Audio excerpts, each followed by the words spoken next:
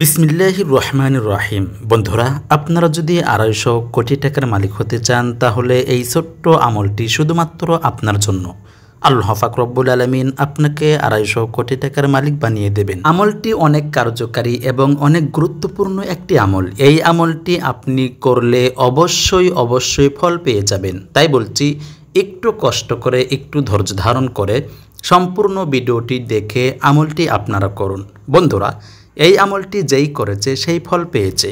তাই বলছি, আপনিও একটু কষ্ট করে এই ছোট্ট ভিডিওটি দেখে আমলটি করুন।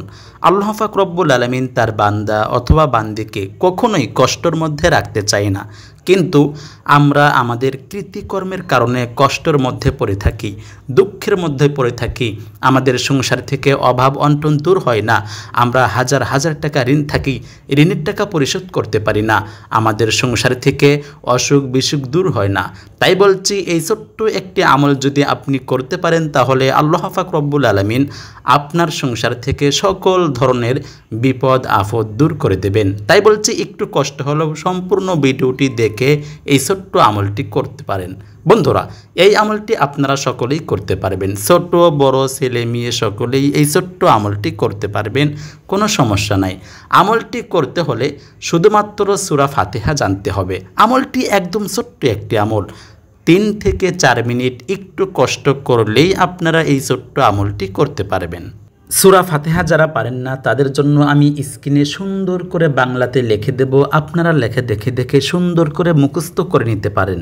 আর যারা পড়তে পারেন না তাদের জন্য আমি মুখে বলে দিচ্ছি, আপনারা শুনে শুনে অবশ্যই সুন্দর করে মুখস্থ করে নেবেন। তাহলে চলুন আমরা সর্বপ্রথম জেনে নেই সূরা ফাতিহা। বিসমিল্লাহির রহমানির রহিম।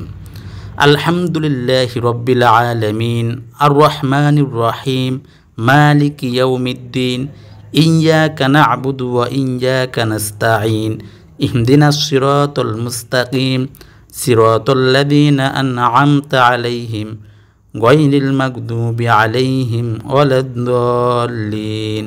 সম্মানিত বন্ধুরা, এই সূরাটি আপনারা সকলেই সুন্দর করে মুখস্থ করে নেবেন, কেননা এই আমলটি করতে হলে আপনাকে সূরা ফাতিহা অবশ্যই জানতে হবে। কেননা এই আমলটি করতে হলে অবশ্যই সূরা ফাতিহা আপনার জানা থাকতে হবে।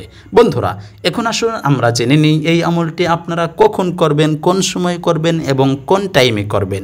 এই আমলটি আপনারা যে কোনো একটি টাইমে করতে পারবেন, তবে সব থেকে উত্তম হবে আপনারা যদি এই ছোট্ট আমলটি আসরের নামাজের পর থেকে মাগরিবের আগ পর্যন্ত যে টাইম থাকে এই টাইমের মধ্যে করতে পারেন তাহলে সর্বোত্তম হবে। বন্ধুরা, এই সময় আল্লাহ পাক রব্বুল আলামিন তার বান্দা অথবা বান্দির দোয়া সব থেকে বেশি বেশি কবুল করে থাকেন। বন্ধুরা, এখন আসুন আমরা জেনে নিই এই আমলটি আপনারা কিভাবে করবেন। এই আমলটি আপনারা যেভাবে করবেন, সর্বপ্রথম আপনি পাক পবিত্র একটি জায়গায় যাবেন, তারপর ওখানে গিয়ে আপনি সুন্দর করে পাক পবিত্র হয়ে নেবেন। সর্বপ্রথম আপনি আউযু বিল্লাহি মিনাশ শাইতানির রাজিম মাত্র একবার পাঠ করবেন এবং বিসমিল্লাহির রহমানির রহিম মাত্র একবার পাঠ করবেন। তারপর যে কোনো একটি দরুদ শরীফ মাত্র 7 বার পাঠ করবেন। সবথেকে ছোট্ট একটি দরুদ শরীফ সাল্লাল্লাহু আলাইহি ওয়াসাল্লাম, এই দরুদ শরীফটি 7 বার পাঠ করলেই হয়ে যাবে। সম্মানিত বন্ধুরা, তারপর সূরা ফাতিহা পাঠ করবেন মাত্র 19 বার এবং প্রত্যেকবারের শুরুতে বিসমিল্লাহির রহমানির রহিম পাঠ করবেন। বন্ধুরা, তারপর একটি দোয়া পাঠ করবেন মাত্র 51 বার।